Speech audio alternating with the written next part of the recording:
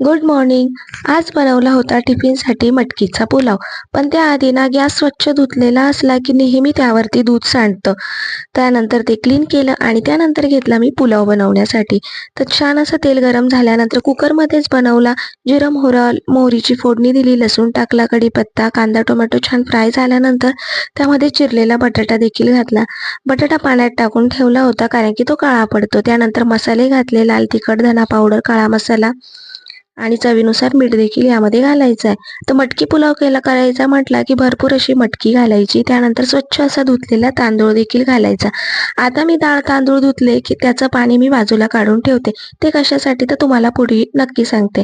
त्यानंतर चवीपुरतं मीठ घातलं आणि गरजेनुसार पाणी देखील यामध्ये घातलं. कुकर लावला. आता हे जे तांदळाचं पाणी आहे ते मी झाडांमध्ये घालते, जेणेकरून मस्त असं फर्टिलिटीचं काम हे डाळ तांदळाचं पाणी किंवा कुठल्याही कडधान्याचं